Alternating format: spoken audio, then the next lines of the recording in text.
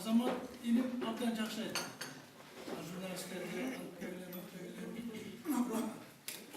менде ушундай бир ой пайда болуп атат. Эгерде сен депутат болбосоң, анда сен жакшы кишисиң. Депутат болорсың, автомат түрдө жаман киши болуп каласың дагы. Ана депутат болбой калсаң, дагы кайтадан жакшы киши болуп каласың. Бул примерно ушундай бар, мен не билемин, көз карашы да. Мен эмнени айткым келип атат? Да, бизде Кыргызстанда сөз эркиндигин ачыкка кое берип, анын түшүмүн көрүп, анан кийин окуй деп чочуп кетип, как будто бир нерсени ойгонгонсуң. Кайта баса калып, камап, же башка кылган учурлар бизде жөн эле бир көнүмүш адат болуп калды. Ошол сөздү түшүнөсүзбү? Көнүмүш адат. Президенттен баштап, жөнөкөй журналистке чейин. Мен 5 жыл депутат болдум. Кандай депутат болдум? Это вам судить дегендей. Бирок бир гана нерсеге көзүм жетти. Эгерде бийликке Акаев болобу, Бакиев болобу, Атамбаев болобу, кимиз эмне жакса, ошол сөз үстөмдүк кылат. Каалайбыз, каалабайбыз. Яны колдогон журналисттердин миллиондогон тобучу бар.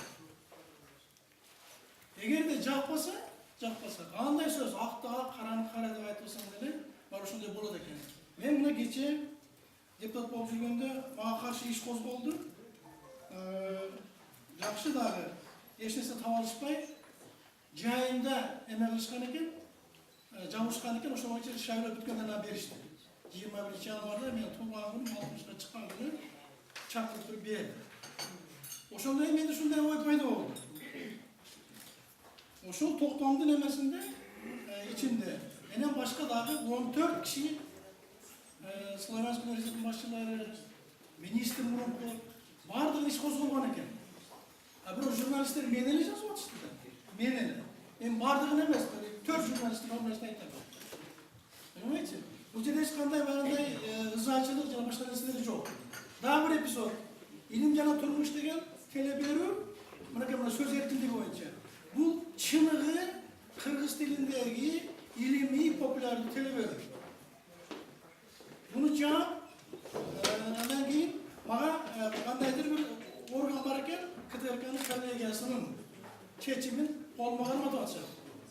Ушул коллегиянын чечими менен сиздин теле берүүңүз азыркы замандын шарттарына туура келбеген. Мен айтып атам.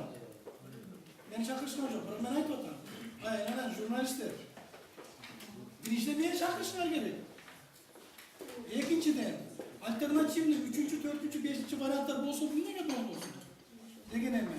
Мен булардын нерсенин баарын айтып аткан, мына Токтайым досум айтып атпайбы? Азыр мен бар кагазды бердим эле, анан сен алдың эле, анан андай кылдың эле, мындай кылдың эле. Ооба, бирок депутаттардын арасында дагы ар кандай депутаттар болор. Сөзүмдүн аягында мен биринчи кезекте уюштуруучулар сиздерге чоң рахмат айтам. Арслан мырзанын айтканы туура болуп атат. Менимче бул кандайдыр бир отуруп, андай кылып такап кетпестен, кандайдыр бир бийликсиз тургандай, коом биле тургандай бир турактуу бир эмеге айланса, формат абдан жакшы болот. Рахмат.